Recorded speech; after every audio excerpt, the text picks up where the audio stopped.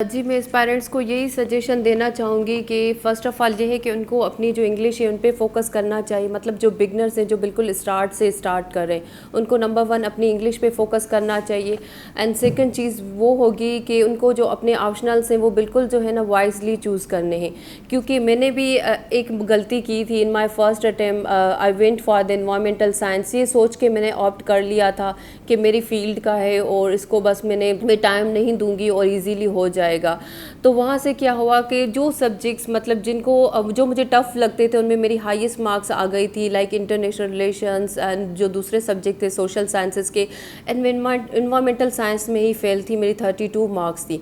तो मैं सजेशन ये दूंगी एस्पायरेंट्स को कि अगर आप ऑप्शनल सब्जेक्ट्स चूज़ करते हैं, चाहे वो आपकी फील्ड से रिलेटेड हो या आपकी फील्ड से रिलेटेड ना हो, लेकिन उनको आप लोगों ने इक्वल टाइम देना है। जितना आप आईआर को टाइम दे रहे हैं या पॉलिटिकल साइंस को टाइम दे रहे हैं, उतना ही आप उस सब्जेक्ट्स को भी तैयार करें जिस सब्जेक्ट्स में आपकी अपनी मास्टर या प्रायर कोई डिग्री है।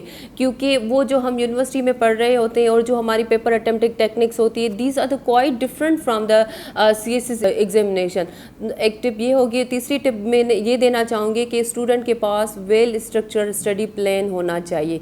अब उससे क्या मुराद है कि means that plan that allocates time for each subject. Her subject को इक्वली टाइम देना चाहिए और उसमें ये एक स्ट्रेटजी अडॉप्ट करनी होगी कि वो सब्जेक्ट्स हमें सेलेक्ट करने होंगे जो हमें इजीली अच्छे मार्क्स दे सकते हैं। उनको हमें थोड़ा सा ज़्यादा टाइम देना होगा। फॉर एग्जांपल अगर हम जनरल साइंस एंड एबिलिटी की बात करते हैं तो वो एक एक्स्ट्रा सब्जेक्ट है। अगर हम उसमें जो थोड़ी सी ज़्यादा एफर्ट्स पुट करेंगे तो वो हमें कैश मार्क्स वहाँ से मिल सकती है, जो 40 मार्क्स का होता है मैथमेटिक्स का पोर्शन। और उसके बाद दूसरा ये सब्जेक्ट होता है प्रेसी एंड कंपोजिशन। अब उसमें छोटे छोटे से पार्ट्स होते हैं, लाइक पेयर ऑफ वर्ड्स हो गए, वोकेबलरी हो गए, ईडियम्स हो गई एंड ग्रामर, जो बिल्कुल सिंपल ग्रामर होती है उसकी करेक्शन हो गई। अगर हम डेली से 1 आवर या 30 मिनट्स उस पार्ट को देते हैं और टिल द एग्जाम वो हम प्रैक्टिस जारी रखते हैं तो हमें वो वहाँ से कैश मार्क्स मिल जाएंगी। और उसके बाद कुछ हिस्ट्री के सब्जेक्ट्स होते हैं, वो भी ज़्यादा स्कोरिंग होते हैं, लेकिन वो स्कोरिंग इस केस में हो सकते हैं जब हम उनको अच्छे से प्रिपेयर करेंगे। We can take the example of British history and also we can take the example of European history. ये ऐसे सब्जेक्ट्स हैं, अगर हम उनको अच्छे से प्रिपेयर कर सकते हैं तो वो हमें जो है 70+ या 60+ मार्क्स दे सकते हैं।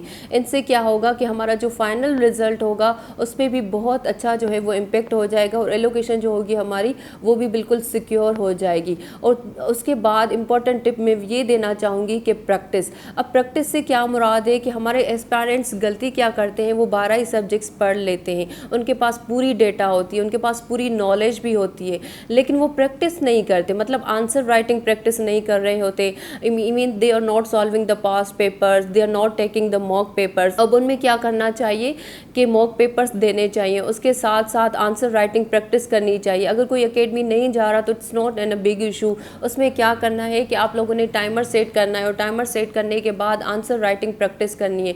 चाहे वो आप क्वेश्चंस जो हैं किसी एकेडमी के मॉक पेपर से उठा रहे हैं या किसी जो है पास पेपर से वो क्वेश्चंस उठा रहे हैं, तो आंसर प्रैक्टिस जो होती है वो बहुत ज़रूरी होती है।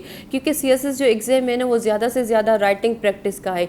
फॉर एग्जांपल अगर एक स्टूडेंट को ज़्यादा पता है कि सर सैयद अहमद खान की क्या स्ट्रगल थी, उनकी क्या सर्विसेज थी, political services for the freedom movement of Pakistan, but he is not able to produce that information on the piece of paper, तो वो क्या होगी, जो नॉलेज होगी, जो डेटा होगी, वो किसी भी काम की नहीं होगी।